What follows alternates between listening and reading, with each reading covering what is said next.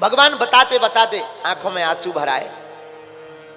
श्री प्रिया जी बोली बताओ क्या करें, अभी चलें? तुरंत चलते हैं, चलो। भगवान बोले ऐसे जाओगी तो गड़बड़ हो जाएगी, एक काम करो तुम उनकी बेटी का रूप धारण कर लो। आहा, ठाकुरानी जी ने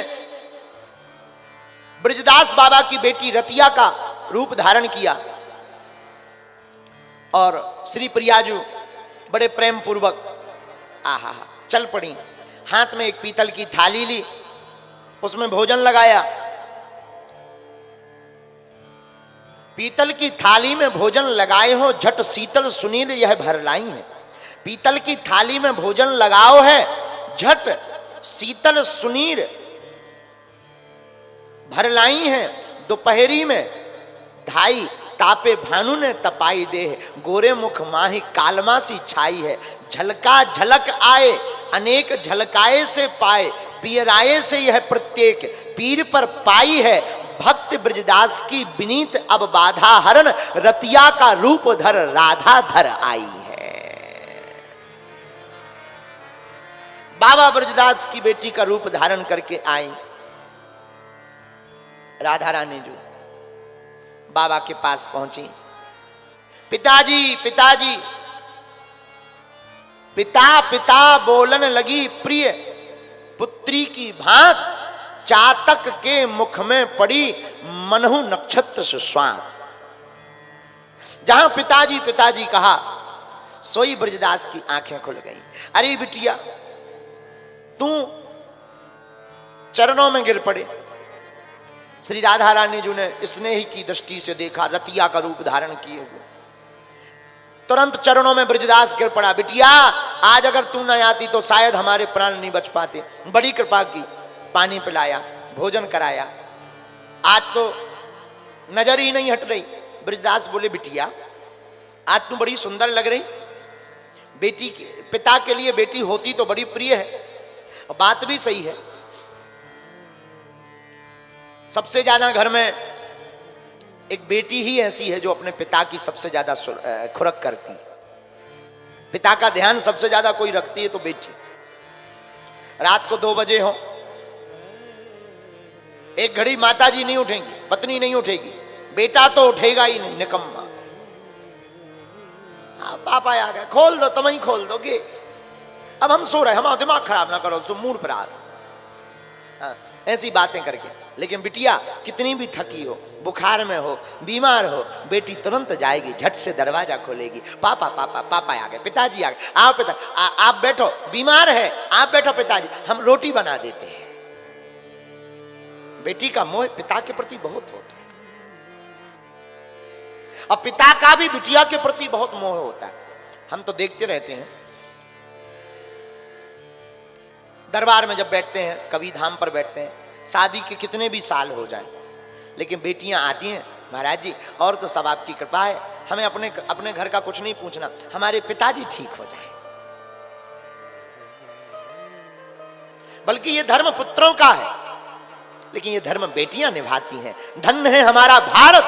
भारत की बेटियों को इसलिए दुर्गा कहा जाता है। बेटियां जिसके घर आती हैं उसके घर खुशियां छा जाती हैं। बेटियां, पुत्र तो केवल एक कुल का नाम रोशन करते हैं, लेकिन बेटियां तो दोनों कुलों का उद्धार करती हैं। हमारा मानना है, हम आप लोगों से भी प्रार्थना करेंगे। हम लोग बहुत बड़ी गड़बड़ करते हैं, वो गलती करते हैं। बहू को तो लाते हैं, लेकिन कई बार छोटी मोटी बातों पर बहू के माता पिता को सुनाने लगते हैं। हमारी प्रार्थना है कभी भी हो किसी के भी माता पिता की अवहेलना मत करना, क्योंकि अपने सबसे प्राणों का टुकड़ा, जिगर का टुकड़ा कोई दान में देता है तो वो बाप होता है जो अपनी फूल सी बिटिया को दान में दे देता है।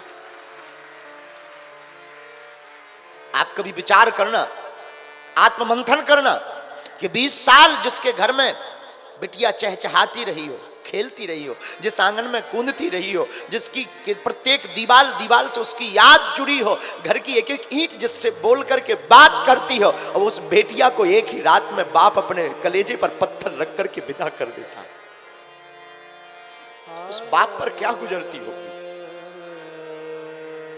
इस पूरी दुनिया में हम तो नहीं कह सकते, पर भारत में कह सकते हैं, इस पूरे भारत में कोई बाप कितना भी बड़ा कठोर हो, कितने भी बड़े दिल का हो, पर हम दावे के साथ कह सकते हैं कि जिस दिन बेटी की विदा होती है, उस कठोर से कठोर बाप की भी आंख भर जरूर आती है। अकेले में जा करके वो भी रो पड़ता है, उसकी भी नजर भर आती है। कितना भी कठोर हो, जब बेटी जाती है ना, विदा होती है ना, वो भी फूट पड़ता, बिखर जाता है। वो भी 2 दिन तक भोजन नहीं करता, उसे सुरत नहीं रहती। बेटी के सामने जरूर वो मन मार करके मुस्कुराएगा, कितना भी कठोर बाप हो पूरी दुनिया का, कितना भी कठोर बाप, लेकिन जब बेटी की विदा होती है तब उस बाप से पूछना उसका दिल कितना बिखर जाता है। इसलिए हमारी प्रार्थना है आप सबसे, सागर के वासियों से प्रार्थना करते हैं, अपने घर में महाभारत मत करना। तुम्हारे घर पर कोई बहू आए ना, बहू बनकर के आए तो क्षमा करना, वो बहू जरूर है तुम्हारी, लेकिन वो किसी की बिटिया भी है, ये मत भूल जाना। वो किसी की बेटी भी तो है, और वो जिसकी बेटी है उससे कभी पूछना, उस बाप से पूछना, उसने अपना तन मन धन सब कुछ लगाया, वो एक रात में विदा कर देता।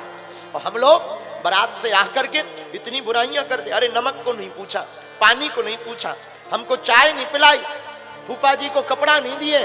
अरे ये तो सब हाथ का मैल है, खाना पीना तो ये सब साफ चलता रहेगा। होटलों में जाकर के तुम सर्विस ले सकते हो, बहुत अच्छी सर्विस ले सकते हो 100 रुपया खर्च करके, लेकिन हम तुमसे प्रार्थना करना चाहते हैं हाथ जोड़कर, उस बाप के बारे में कभी तुम कल्पना करना जिस बाप ने अपनी बेटी के विवाह के लिए 1 साल पहले से सोना छोड़ दिया हो, जूता खरीदना छोड़ दिए हो, कपड़ा खरीदना छोड़ दिया हो, कि हमारी बेटी की विदा में कोई कमी ना रह जाए। हम कपड़े नहीं लेंगे, पर हमारी बिटिया के आने वाले रिश्तेदारों को कोई कमी नहीं होने देगी।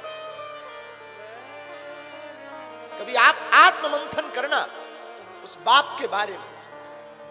वो 1 साल पहले से नहीं सोता है, 1 साल पहले से ये अचार खिलाएंगे, ये ना ये आम तोड़वाना था, ये अचार खवाएंगे बारातियों को, ये स्वागत में टिफिन देंगे, ये हम कपड़ा पहुंचाएंगे रिश्तेदारों के यहाँ, ये हम टोपरी पहुंचाएंगे अपने रिश्तेदारों के यहाँ। और प्रार्थना करना, वस्तुएं तो लिपती आती जाती रहती है, राजा से रंग, रंग से राजा व्यक्ति बन जाता है, परंतु याद रखना व्यक्ति का संबंध लौट कर नहीं आता है। इसलिए नाता को भुनाना, नाता को बनाना, कभी भी हो आपके घर पर जो बहू बनकर आई वो किसी की बिटिया है, और वो अगर बिटिया है तो कभी उसकी अवहेलना मत करना, उसके माँ बाप को ताना मत सुनाना कृपा करके। और जिस दिन तुम ये कर लोगे, जितने भी लोग यहां सुन रहे हैं और भारत में सुन रहे हैं, दृष्टि का खेल है।